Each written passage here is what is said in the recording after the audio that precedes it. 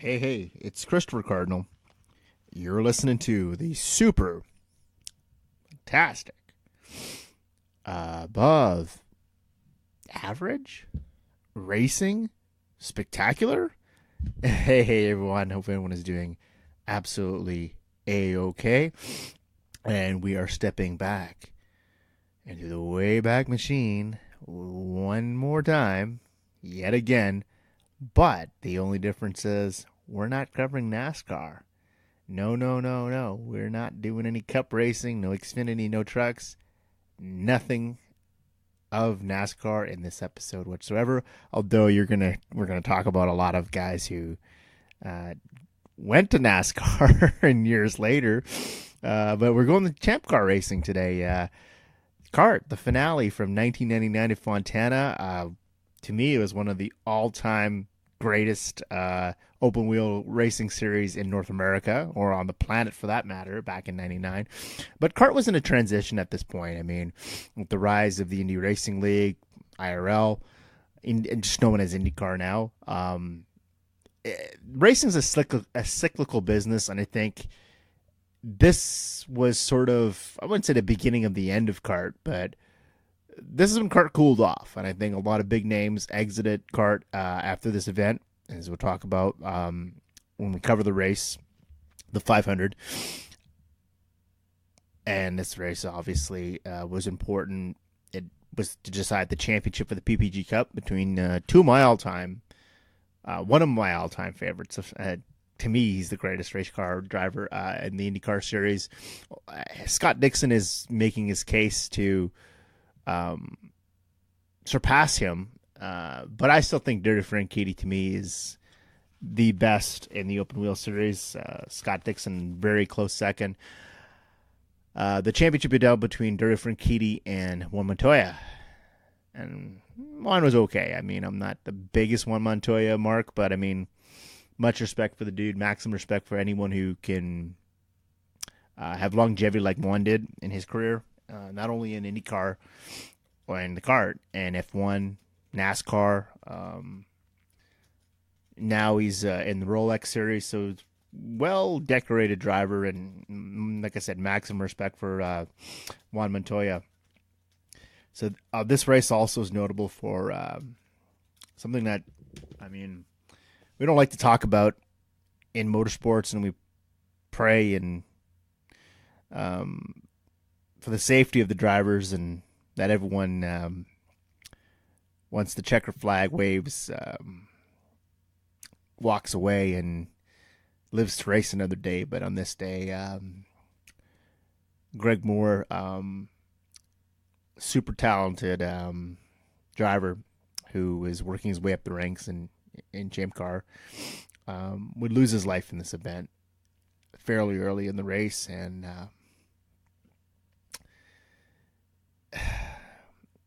it's difficult to anytime one of these drivers, I mean, meets their ultimate demise on the track. I mean, it just sort of takes the whole energy and out of the event, and I think the announcers here did their best to go on with the event and be as professional as they could to provide to the viewers that day the best racing action, and the fact that the championship was to be decided on this day. However, I think this will always be remembered for Greg Moore and his tragic demise, and we think about what could have been from him as he would have been going on to Penske, the race for Penske in kart in 2000, and then it's one of the most vicious wrecks I've ever seen in any form of racing. And it's when I was preparing for this program, found it extremely difficult to watch that, and you can't help but think, what if he just didn't race this event? And we'll get to that in a minute, but let's get started here. With the 500, it went down on October 31st, Halloween, of 1999. So we just celebrated the 19-year anniversary of this event yesterday. And Juan Montoya, as we said, would go on to win the kart title over Dario Franchitti. This would be the fourth consecutive champ kart title for Chip Ganassi Racing, as he would win in 96 with Jimmy Vasser, 97 and 98 Alex Zanardi, and 99 with Juan Montoya. And this would actually be the final kart title for Chip Ganassi in Champ Car, as he would go on to win some titles in with Dixon and Franchitti in IndyCar. But this would be the last for him in the Champ Car Series, and Franchitti would be finished second in his best finish in the points here. Be his second place here, best finish in kart in the championship. But he would go on to be a champion much years later there in the IndyCar Series, and so going on to win 4 titles in Verizon IndyCar: 2007, 2009, 2010, 2011. One for Judy Green in 2007, and the other 3 with, as we mentioned there, Chip Ganassi. So a little bit of irony, and you're really watching this race, and you don't know it at the time, but not only is Franchitti and Montoya going to be teammates in NASCAR years later, that he'd go on to win several championships for Chip. And at this point, Franchitti was driving for Team Cool Green, Barry Green, and just an interesting turn of events to see years later that, to me, the most successful driver in Ganassi racing history. I mean, you could make the argument it's Montoya. So that's where we could get into this, like in a debate, really, a healthy debate. Who is the greatest driver to ever race for Chip Ganassi? And we've seen Alex Zanardi win back-to-back titles. Jimmy Vasser was just a mainstay for years with Ganassi. Montoya, Franchitti, Scott Dixon. I think that's just something you could debate. You can have different answers, but I'm going to go with Scott Dixon or Franchitti. More Dixon, I think, as though I think Franchitti is the greatest driver in IndyCar history, in my opinion. But I think Dixon's just the longevity and the Indy 500 victories. Ganassi still races for Ganassi. So I rest my case. So let's focus, but circle back to what we're talking about here today, and that's 1999 kart finale, the 500. Montoya has 7 wins in 1999. That's just as a rookie, and I think they point that out a lot in this race and the commentary that is a rookie. Montoya, to me, that's when he burst onto the scene in America and open wheel racing, but quite a accomplished racer in his own right. In Europe and out of Colombia, as we know, go on to do some things in F1 years later. But calling him a rookie, I mean, for what it is a rookie, yes. But I mean, I think it was just impressive for any driver to win 7 races in Champ Car in '99, not let alone a rookie. So that's pretty cool. Franchitti not far behind, a little bit, but three wins in his own right. He set the stage for this finale, for this real knockdown, drag-out fight that we see unfold here in Fontana. Franchitti would win the second to last race at Surfers Paradise and the street course there. He'd leave that race 9 points ahead of Montoya going into the final event here. So momentum had shifted very clearly on the side nav Dario Franchitti, and it just came up where Franchitti was in the same boat when you look at it a lot in IndyCar with his battles with Bill Power in the late 2000s. How he played the role of chaser more than he did the leader. And I think that suited him. And I think there's a line here we're going to see when we cover this, very similar to what I just said, how at this point I think it was advantageous for Montoya to come in chasing Franchitti as opposed to having to play defense and hold him off. So at this point in the race, Montoya is all on the offense.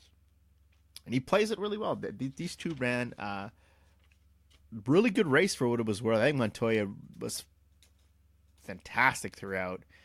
Franchitti would go on to have his fair share of issues, but we'll talk about that in a minute. So ESPN had the coverage for this event. It opens up with a vignette, the big championship showdown, Dario versus Juan Montoya. And here it says Paul Page, who is an incredibly talented, I think one of the best open wheel broadcast journalists in at the time, or I'll put him up there all time. Forget it, not just of that time, that era. I'm going to say of all time. And sure, we'll love to hear him on the IndyCar series today. But in any case, Paul Page, just great call for this race. I think he was him and Parker Johnstone. I'd give them their commentary. I'm giving a 5-star rating. Absolutely sensational. Really built, and again, they did a great job with Greg Moore. What happened with him, and just really building this championship and making it meaningful. Because I think a lot of people at this time, with the popularity of NASCAR and Formula One forever and a day has been popular, IndyCar was starting to really gain momentum. They made this actually legitimately feel like you were invested in this, that you had to, you couldn't turn away. You're on the edge of your seat the whole time. Who's going to win this championship? Is it Dario? Is it Juan? So real great on them that they brought that level of excitement to and that atmosphere to the race that day. So Dario here, it's Paul Page points out Dario has outscored Montoya by 37 points in the last two events. So advantage Dario over Mon, and that Montoya now is the pursuer. 500 miles separates one of these men from the PPG Cup. This is the race for the championship. So you see a graphic again of Montoya versus Franchitti, and then it tells you what both drivers need to do to capture the PPG Cup in 99. So Dario, to win this championship, needs to finish third or better. Seems pretty easy, right? Just play the defense. Third or better. For Juan, a little bit different. It seemed like insurmountable odds when you see this graphic, but when you actually see the race play out, Montoya was flawless. He hit all his marks when he needed to. So Juan would have to finish sixth or better, get the most bonus points for leading the most laps, and Dario would have to finish 13th or worse. Impossible? Not a chance. I think he had this dialed in, and he was ready to go. So if you see as you know what Juan looks like now in present day 2018, and Dario for that matter, they're fairly young in this vignette, and this is, again, I know it's 19 years ago, but it just took me aback that's how I don't remember them in this capacity, and it was fun to watch that. So the buildup is on pit row now. The commentators are putting this race over. Really setting the stage, Parker Johnstone and Paul Page here, that this championship means everything. The PPG Cup, this is the fucking crown jewel. This is legitimate. This is what you want. This is the pinnacle of your racing career. And it is. And I'm not shitting on it. I'm just saying they did a really good job of hyping this up at a time when I thought that maybe kart wasn't the cat's meow anymore. And good on them. I've got nothing but sing the praise of these guys for days, but let's continue. So Gary Gerald was covering on pit road, another phenomenal pit road reporter for ESPN at the time. Talks about Franchitti riding a great wave of momentum over the last two events, and Dario has enjoyed that over Montoya, and that puts him in the real prime position to win the championship here. And then we have Jan Bikas, another A-plus pit reporter at the time. Montoya amazingly seems relaxed this weekend, he says, considering the championship is on the line. A lot of times in championship battles, the pursuer, it says here, the pressure is more on the pursuer than it is the leader. But that seems to suit Montoya and Ganassi perfectly, he says. They just want to go out, try and win the race, and let the chips fall where they may. So good setup for Mr. Jan Bikas, and it actually turned out that way, where they just let the chips fall where they may. it didn't seem at the time that Montoya had to go up there and really outperform Dario. In fact, he did. He had to. In theory, this is what he had to do. He had to outperform Dario the whole event, but he made it look pretty damn easy. And I think I have to give my seal of approval for Mr. Montoya there. This is at the commentators get the call today: Parker Johnstone and Paul Page. So they lay out again another graphic on ovals. This is one of the very few ovals that Champ Car was running. This is predominantly road course racing. Really, that's what kart and open wheel racing is all about, the road course. And so the graphic says Dario versus Juan on ovals in 8 races. Dario's got no wins. Juan's got 3. Top 5s for Dario. He's got 5 of them. Juan's got 4. Then you have laps led, 58 in favor of Dario, as opposed to, and this is where Juan's squashing him here, 583 to his 58. Montoya just sensational on the oval. And it's a mystery now. Look at this stat that he never won an oval in NASCAR. Mighty close, but never did. And overall points, Dario's collected 81 to Juan's 90 on ovals, so fairly close battle. And that's why you can see that at the end of it all, these two were neck and neck for the PPG Cup. So we'll see the starting grid come up on here and see who's in the race. Scott Pruett is on the pole.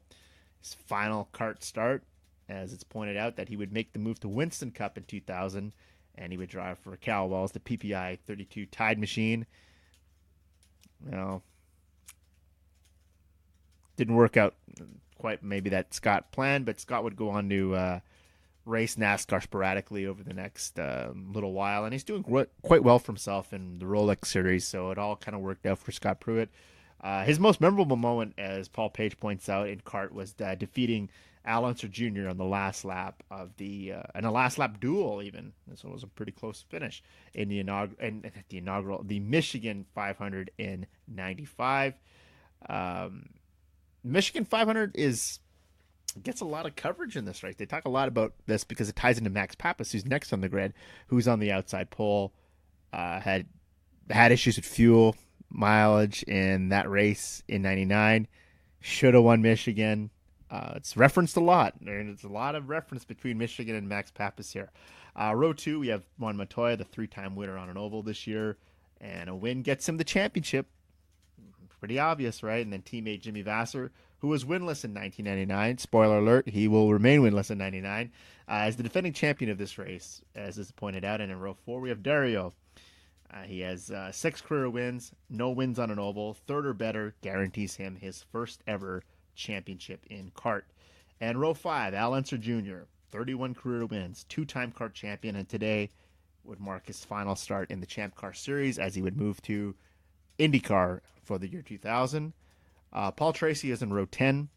Tracy was leading the 500 in Fontana 1 year ago, crashed out on the final restart. Today he's looking for redemption, as Parker Johnstone points out. And in row 14, Greg Moore and Paul Page here says he did not take a qualifying run due to an injury. He was struck riding his scooter in the hospitality area. Struck by a car riding his scooter in the hospitality area the day before. And Page would say, we're ready for the final 500 miles of the season. Pappas lead. Okay, so here we go. The green. Pappas will lead lap 1. Blows right by old Scotty Pruett there. And Ganassi cars battle Michael Andretti for second. Trade back and forth there. And as you see, Scott Pruett just fade badly to the back. And he would have some issues that would retire him from the race a little bit later. So we see Andretti take the lead here in the first turn. Montoya's 3rd. Dario moves up from 8th to 5th. And then Johnstone says, keep in mind, Montoya has to work his way to the front. Every point here can make the difference between being a champion or second place and $1 million on the line. So setting up that drama again, it's that urgency that Montoya, whatever he does on the track, whoever he's battling, he has to remain up on Dario. Dario cannot get ahead of him, and it's going to flip-flop. And much to the surprise, you see how much issues Dario Franchitti's going to have in the pits in this race, that it remained fairly close to the end. And I think it just, to me, it was marvel. I was marveled to see that this was a lot closer championship battle than I remember. I remember seeing this race 19 years ago. I watched. I haven't seen it since, and I was just absolutely marveled by the level of competition CART was putting out at the time. And that's when I was just severely depressed that this series is no longer in operation. That things just got swallowed up as they do, and one of my all-time faves, man. I gotta say. And Andretti here is at the point here. Montoya has the lead. Trade back here, so they'll lead as many as 45, lead as much as possible here, and that's the thing. He has to lead as many laps as possible. Montoya is really coming out of the gate strong in this, dueling with Andretti. And I'm paid to say Greg Moore's flying up through the field from last to 17th in the first two laps. Moore is now 13th, and Adrian Fernandez is making a move here. And just as we see this, Richie Hearn is in the wall hard at first caution, as Paul Page points out. Steering wheel is coming off the column. He's okay. So coming out of the second corner, Parker Johnstone is analyzing just exactly what happened to Richie Hearn here. He says the back end steps out. Richie stands on the throttle, and he's trying to get it to rotate. He doesn't have enough racetrack and makes a heavy contact with the retaining wall. Huge impact. And we see Andretti building his lead here. Michael Andretti had a sensational race here, and then we'll see what happens to him later on. So Max Papis is in second. Nearly hits the pace car on the way out here off the caution. My goodness, as we see a little bit of irony, we're talking about the champion, Montoya, in this race. He would go on to hit a safety truck in the Daytona 500 in 2012. That would go on to be one of the most famous scenes you can play out in racing history, and people like to relive that over and over. And robbed Dave Blaney of the Daytona 500, did it not? I think Dave Blaney should have won that one. So we see here Page talk about turbulence on ovals, and it can be a big problem, similar to Michigan. So here we go. Paul Page is just mooning over Michigan in this race. He's just absolutely in love with Michigan and referencing that hell of a race that I guess it must have been. I didn't see that one, but maybe we're going to cover that one in the aircraft sometime. Maybe we're going to see the Michigan 500 from '99. It seems like this was the shits. It was great. So Parker said it can be problems here as they introduced the Hanford device and the tunnel blocker 2 years ago. They've had half the speed they had and the downforce that there was they had in 1997. So the Hanford device, they're talking about that a lot in this event as well. And so Mark Blundell here rolls to a stop on the pit road, had some issues with the gearbox, getting himself up to speed at the start of the race. So we see Blundell here, who almost didn't have enough speed to even start the event. So we're back at the California Motor Speedway to go to a commercial break here. Paul Page says,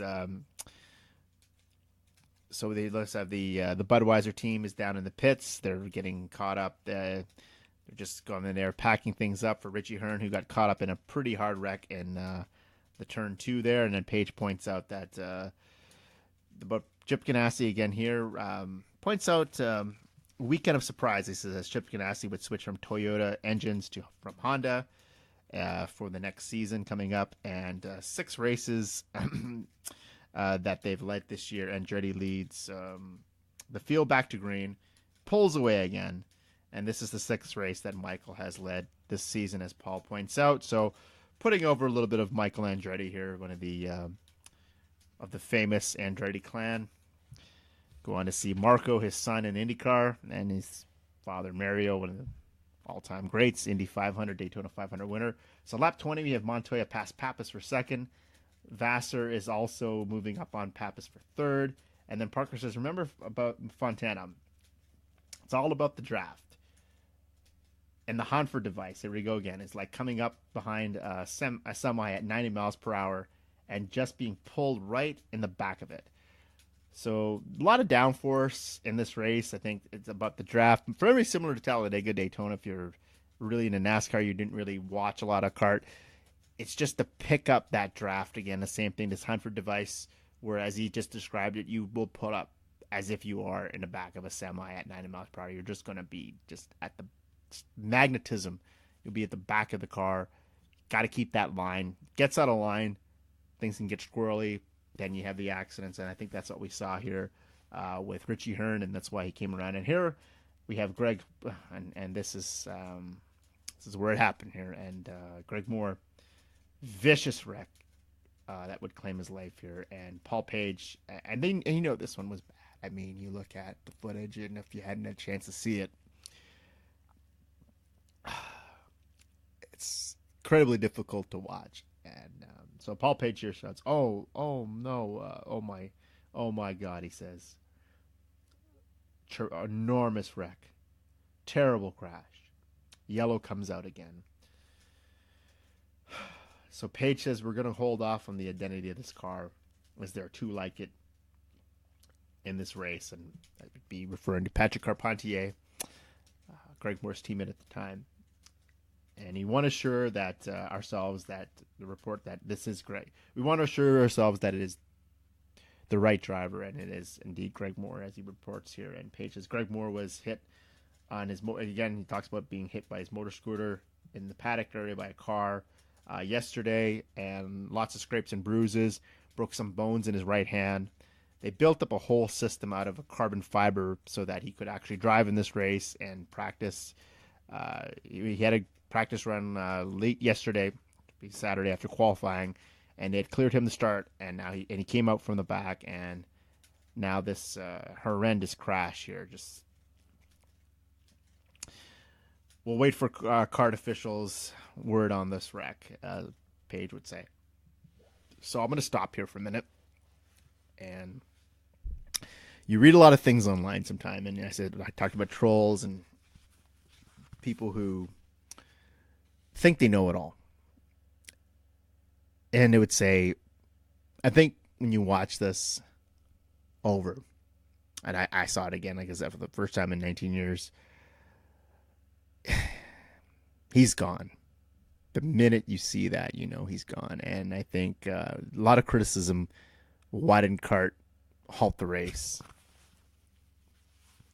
Well, they didn't report it to the actual, I think, similar to Dale Earnhardt's situation in 2001. I think we know that the driver has suffered a fatality, but they didn't halt this event. And a lot of criticism there, of course. But I think it was a championship race, and I'm not excusing it. I think, it's just one of those things where no one really knew. I think and you're hoping for the best, and you're hoping that, he's going to be pretty banged up, and at worst could be in a situation with Robert Wickens from IndyCar present day, poked a vicious wreck he had at Pocono. Maybe he's paralyzed, will never race again. And that's the last thing you want to think of is a fatality and someone to meet their demise on the racetrack. But I didn't really know, man. And it's not announced official to several hours later in this race. And I think the time of death, he is an instant. He's died instantly when he hit that wall, that retaining wall. And I think that they knew this. It's just they had to do their best to remain professional, and you have to give them some leeway there that they had to go on with the race and maintain that professionalism and not assume the worst. And just they really didn't know. And I think I drew a lot of criticism from people online, like at the time, well, why wasn't this race halted? Well, the fact is they just really didn't know. And there was no official word on it. And we'll leave it at that. So it says here, Page would go on to say, Greg talked to him right after the morning setup session and said that they'd gone with a needle with some medicine in it and injected his right hand to the bone, reducing any of the sensation of pain that he may have had. He showed me his hand, and he said there was stitches and heavy cut on it, and looked fair amount of swelling on that hand, and we hope that we will get good news from the scene of the accident. That's what he goes on to say. And at this point, I know we can play armchair race car driver. We can go in the hypothetical machine. Well, what if Greg didn't race this race? Would he still be here? You don't know that, right? And I think it's unfair to sit here and just go on about what could have been, or to have any really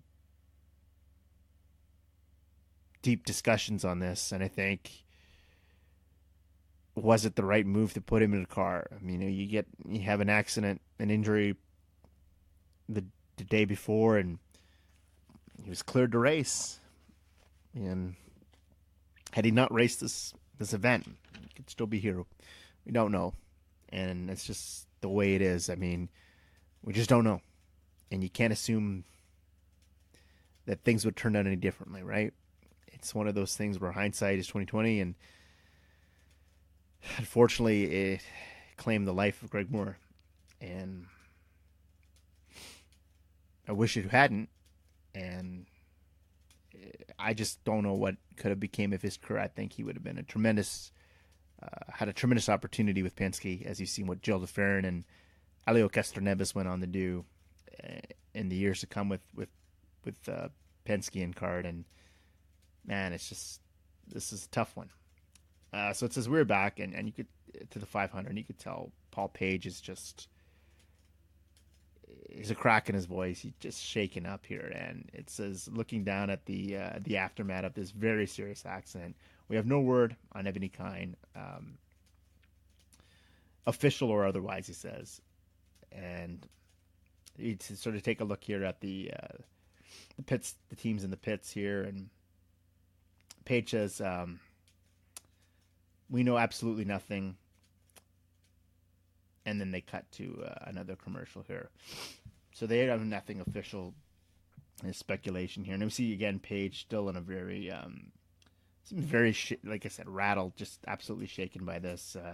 He said, we're still under caution at the California Speedway. 15 laps recorded, most under caution. And he says here, from looking again, initial replay of the scene, it said, and then we go under caution here. So it's a code 5.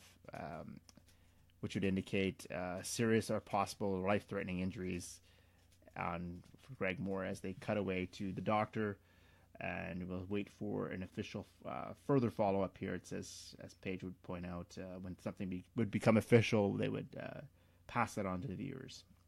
Okay. So we have Juan Beekes here, who is interviewing Richie Hearn about talking about turbulence issues and how unpredictable racing can be. He says, you don't know what happened.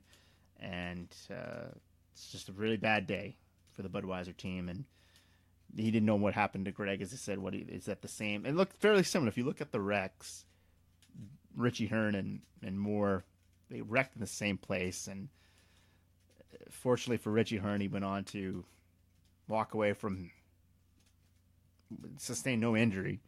And then just it's crazy. And just to think that those wrecks look mighty similar. You look at the replay, and you have one that claims the life of another, and a guy who just walks away, lives to tell about it. So here we are, 17 of 250 laps are in the books. Page says, again, we're still under a full course caution, and Parker says the turbulence is an issue, as Richie said, in these cars. And cars on a knife's edge. Just a few years ago, these cars produced 4,000 pounds of downforce at approximately 230 miles per hour.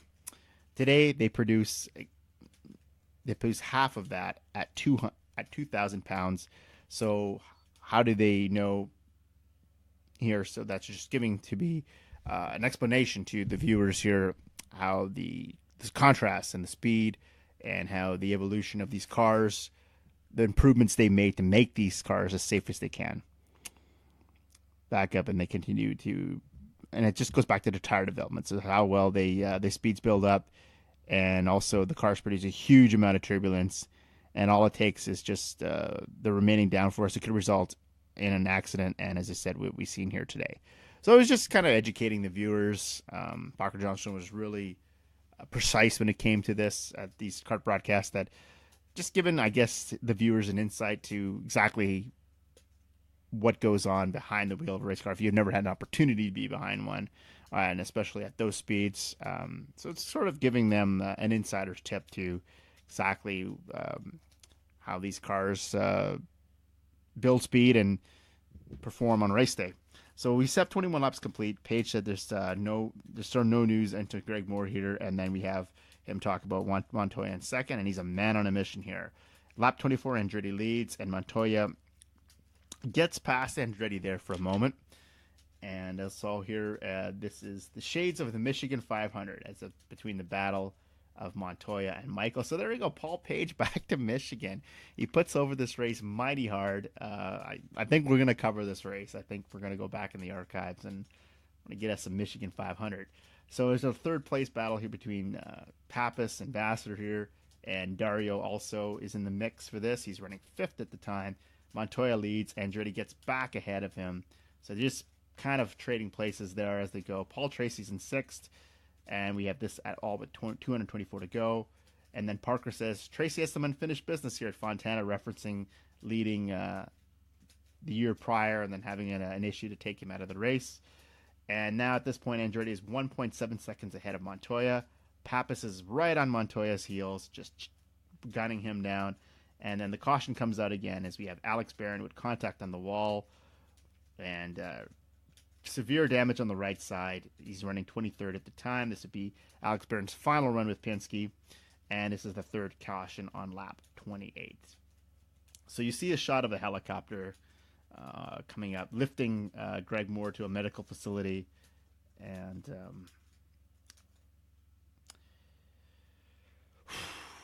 yeah, it's just tough to keep when you just know, right? And it's tough to continue to keep watching this, knowing what we know now. So the pits open on lap 30, and then it shows screenshots here for the leaders coming in, Andretti, Montoya, and Pappas. Very fast race cars. And it says Montoya leads the race off pit road here. And then we have a shot here of Cristiano D'Amato, who climbs out of his car, and he's out of the race with engine failure. And then Paul Page would comment on the pit stops. Michel Jourdain Jr. and Dennis Vitolo would stay out, play a little gamble here. Michel Jourdain Jr. would lead 32 to lap 36, so 5 in total for him. And Jourdain Jr. gets a good jump here off the field on the restart on Michael and Montoya, battling Paul Tracy. And then they pull away here, and Michel would look to get some. Then Michael gets Michael looks for a room. He gets by Michel Jourdain. Too many Michaels and Michels there.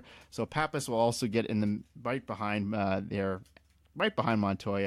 and also Parker would talk again about the Hanford device, and has really changed the strategy on the ovals in years past. And you could run fifth gear or sixth gear depending on the fuel strategy and how you wanted the engine to breathe here at the track. So very much, again, Parker Johnstone is giving the viewers an insight into exactly how these cars operate and what makes them so incredibly fast and durable on the racetrack. So we have Paul Tracy here, who leads 2 laps. Andretti is back in the frame. He's taken lead back on lap 39 to 70. That's 32 laps left for him on this run. And then you see Tracy, Pappas, Jourdain Jr., Montoya, and Dario in the running order. So speeds at the line. Andretti's the fastest. Castroneves second. So this was kind of like, we'll stop here. We'll talk about Helio for a minute. This is the final race for Helio Castroneves at Carl Hogan.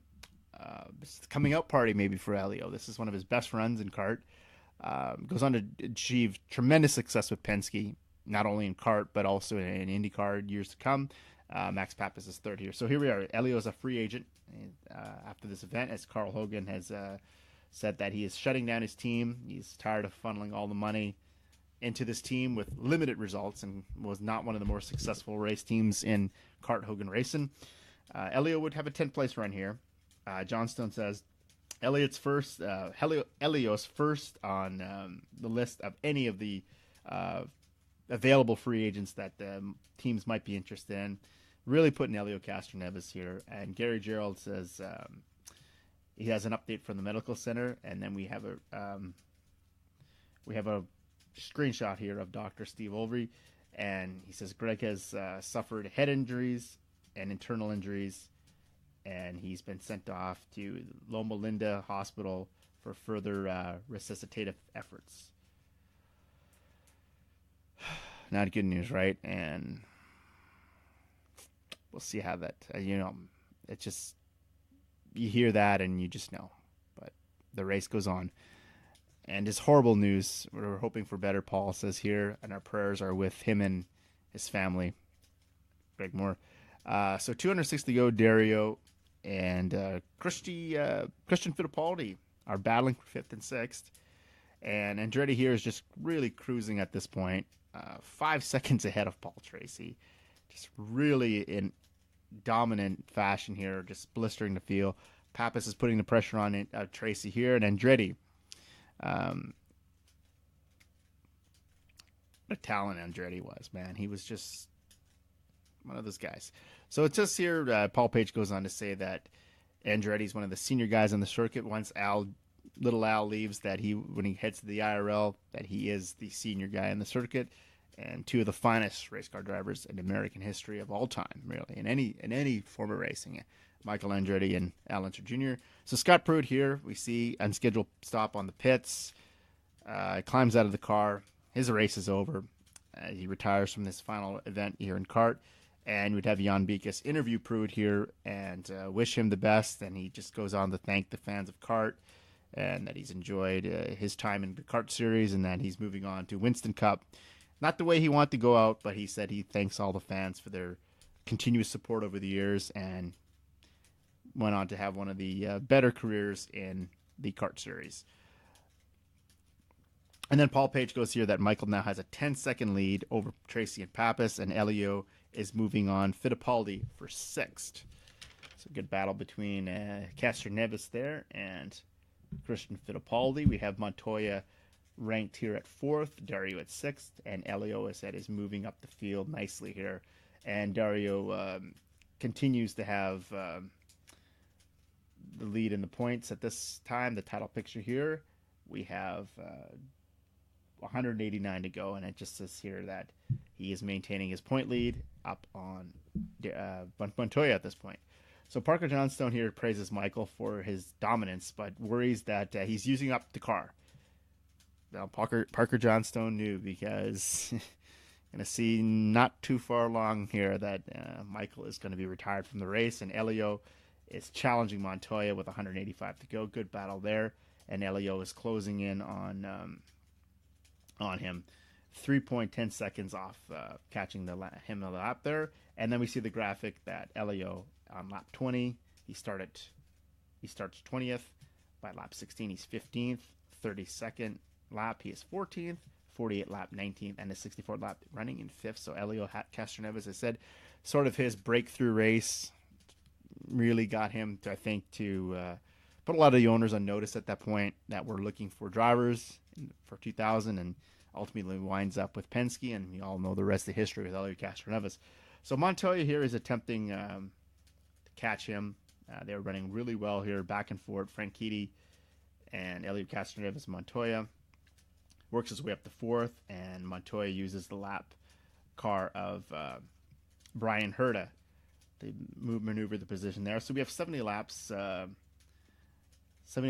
here in the books here, and then we see Andretti in the pits as the leader, and there's concerns about the brakes. There's concerns about something underneath the car, and we see this a costly stop here, and it just pretty much that would be the end of it all for Michael Andretti in this race.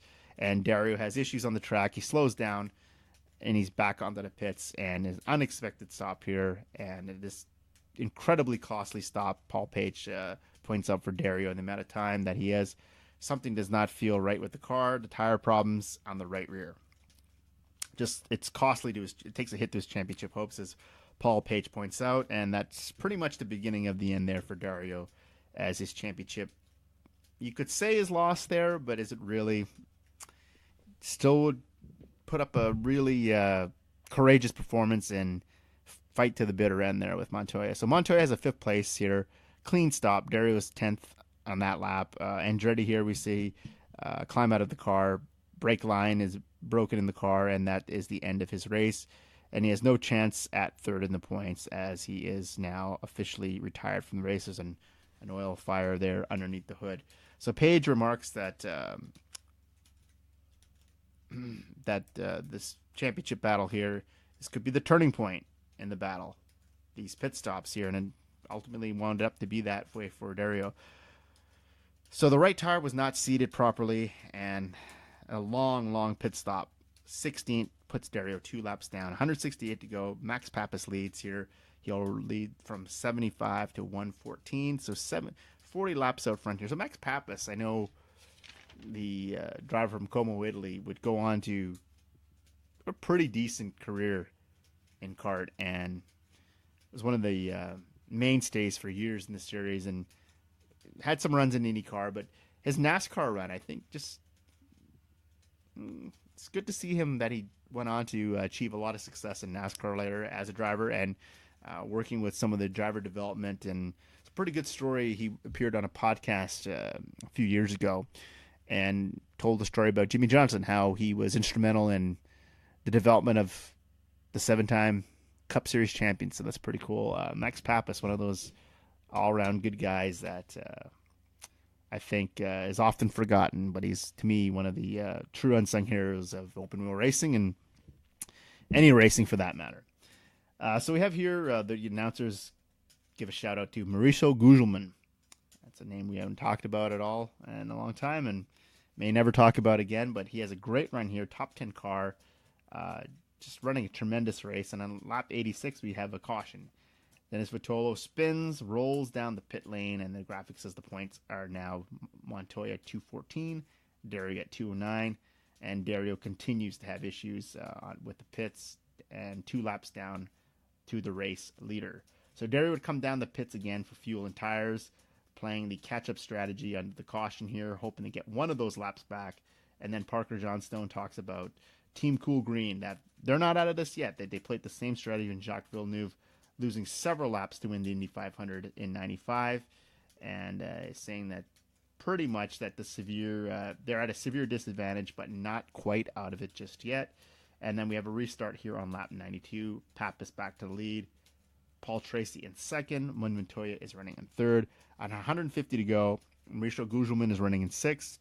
And Page reports here that he spoke with Parnelli Jones, PJ Jones's father, one of the all-time greats in open wheel, about the possibility of PJ moving to Winston Cup in the year 2000. As you know, PJ Jones would run some Cup Series, actually run for Robbie Gordon to start the Coke Zero 400 that year. The Coca-Cola 600, excuse me. Thinking of the Coke Zero race in Daytona. The Coca-Cola 600 in Charlotte in the year 2000, as PJ Jones would start the race for Robbie Gordon, as Gordon was doing the double that season.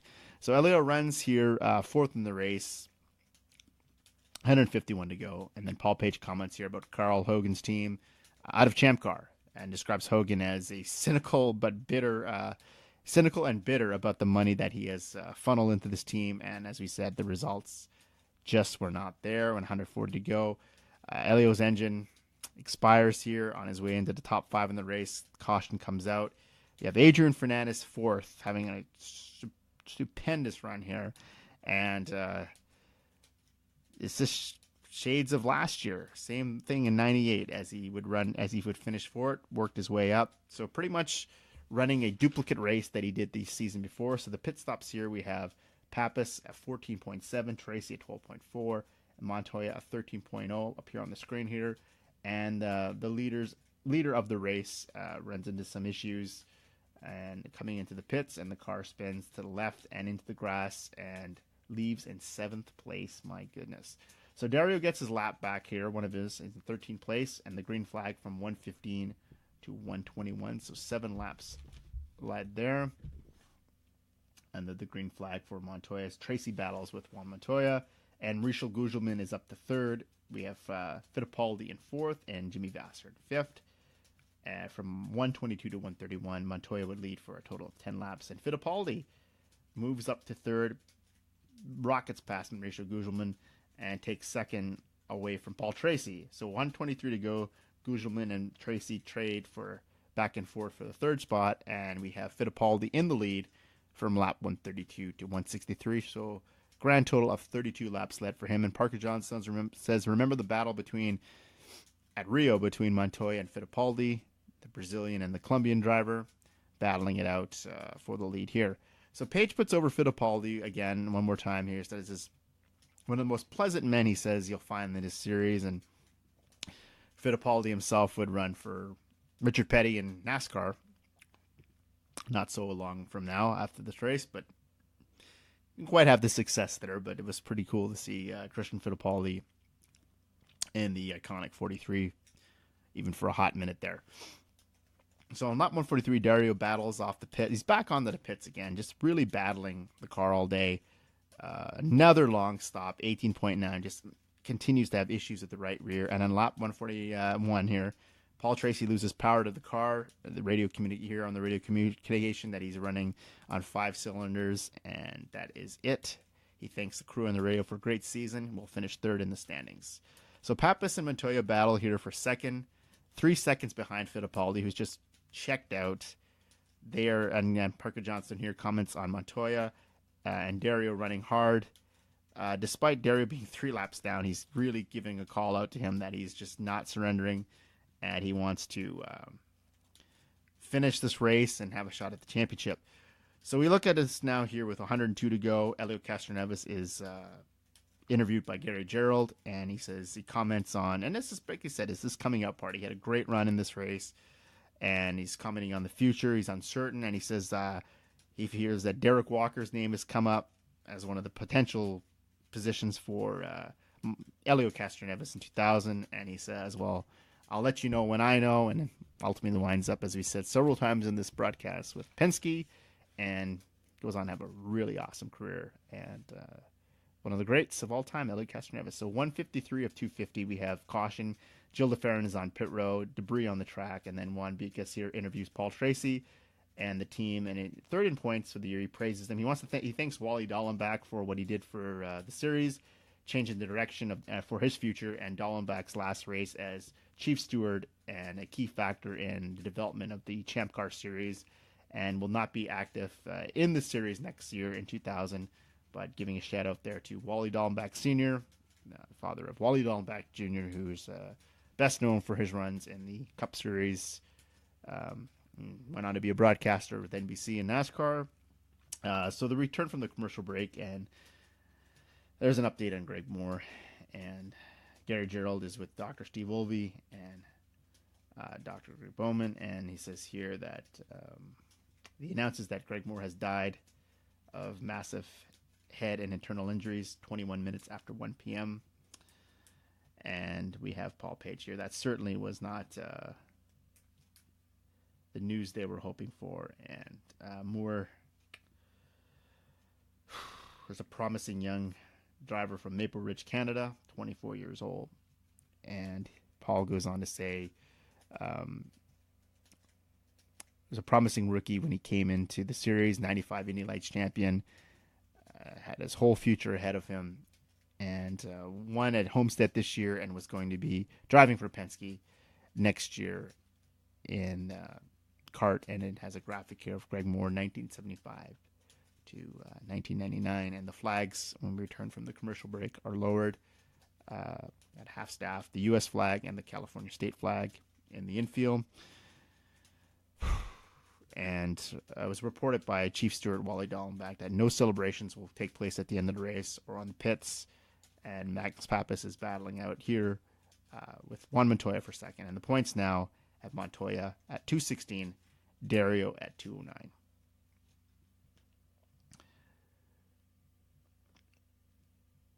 So Pappas here would lead from 164 to 196, 33 laps. And Max is... again, seeking redemption for running out of fuel at Michigan. A little bit of racing karma. I mean, is really putting over this Michigan 500 race. So sixth place run here. Gary Joe reports that on Adrian Fernandez is running in the top 10 most of the day. Similar again to the run he had in 98 where he finished fourth. And could be a factor in this race. Wound up being the winner. And then Johnson would comment on his hand. So as he's moving behind there, he's relaxed. behind the cockpit here, and just the mark of a veteran driver. And Adrian Fernandez did a tremendous job in this race, and ultimately winds up the race winner. So we have here Pappas battling Fittipaldi. That's a great battle, 70 to go. And we have Dario come back down the pits, and Paul Page again says, he says, if it wasn't over now, if it wasn't over then, it could be over now. And we have Paul Page here comment on Al Unser Jr. as he's back into 7th place as he works his way up the field. And not only this is Little Al's last ride he said in the series, Goodyear and Penske will use Reynard Firestone tires in the year 2000, and Al Unser Jr. here is the Al Unser Jr. here. So one of the greats of all time, commenting here on his career and 274 starts on the podium, 80 times, and he's also just going to be one of those drivers, I think, that is a tremendous legacy in kart, and they did a good job at putting him over in his final start in the kart series. So Robbie Gordon here with 63 to go, last car on the lead lap. I show a graphic here how he's moved up. He was started 15th, 46. He was up to 17th, 92nd lap, 14th, 138th lap, 11th, and 185th lap. He's at 8th, and we have Montoya 3rd and Vassar in 4th, and 5 races. These 5 races here is talking about the championship again, and some of the drivers that are still very much in contention here. We have Christian Fittipaldi, Adrian Fernandez, about them missing respectively 5 and 4 races each due to injury, and that they're still very much in the championship battle, and have done a great job here. And Parker Johnstone is putting them over really well, and 2 tremendous competitors, Adrian Fernandez and Christian Fittipaldi. And then we see pit stops again. Montoya and Ganassi is on. Ganassi's on the radio, calming him down. He's closing in on a championship. And poor pit strategy by Fittipaldi pretty much cost him a shot at the win here. And then Mark Blundell again for the 3rd time is slow on the track here, and that would be the end of his race. And the caution would come out again. So Max Pappas here picks up the lead. Now 2-1 to 236, 36 to go, and the points now have Montoya 216 to Dario's 210. Dario 2 laps off the pace. And Gary Gerald here comments on Max Pappas, and he's told that he's to conserve fuel by team owner Bobby Rahal. Don't want a repeat of what happened there in Michigan. And Dario is back on pit road for yet another stop with 45 to go. And then we'll see on lap 208 Montoya pass Pappas, and the battle will rage on here for the lead, and Fittipaldi is to 3rd. And 37 to go, Dario is closing the gap in the point. He's by 1 point now on Montoya. It's remarkable after all the struggles he had at the pits that he's in a position at the very end of this race still to become the champion. And we have Pappas and Paul Page here. Again, reference Michigan. Again, the failure doesn't want Max Pappas to repeat the same thing that happened to him in Michigan. And they're running an identical race here, it seems like. And Page says here, he's referenced that several times. He would even go on to say it himself. Parker Johnstone here again putting over Adrian Fernandez and Al Unser Jr. Says that he's falling to the back and on pit strategy for the win. And Paul Page here builds up the title finale with 22 laps left. Dario is 13 seconds behind Tony Kanaan for 9th. Needs to run in 7th place, where Montoya is, to catch up. And after this run here, again, they showed the graphic from Michigan where Max Pappas runs out of fuel and Tony Kanaan claims the win. And Montoya almost catches Tony Kanaan there at the end. So 15 to go, and the title, and as we have here, the title is now separated by 1 point. Fittipaldi leads 1 lap, 237, and he goes on the pits for fuel. And then Montoya leads 238 to 240, 3 laps in the pits, and he's on his way to the championship here. And Ganassi's on the radio and pretty much directing traffic at this point. He's called him, calling out to his driver here and just pretty much coasting him through the rest of the race, as Fernandez would lead from lap 241 to 250. And also this would be the final race lead here, as this would be Adrian Fernandez would not give up the lead here. He will coast to the win. And Paul Page reports with 6 laps to go. The championship is separated by 3 points, and Montoya's 5th place Franchitti comes into the pits again, and a splash and go that would pretty much end the title hopes officially here. And Dario Franchitti would now be neck and neck with the lead with Montoya with 3 to go in the points. But by virtue of the 7 wins to 3 in the tiebreaker, that would end his hopes for the championship. And here Montoya passes Mauricio Gugelmin for 4th, and the points, as we said, are neck and neck. And we have 5th career win for Adrian Fernandez. Dario and Montoya finished the day neck and neck in points. Juan wins on the tiebreaker, and he's the first rookie champion in kart history. And a prayer service ends the event as Gary Gerald somber interview with Montoya as he celebrates the championship. First one for him in the kart series, and that for Chip Ganassi, his 4th consecutive.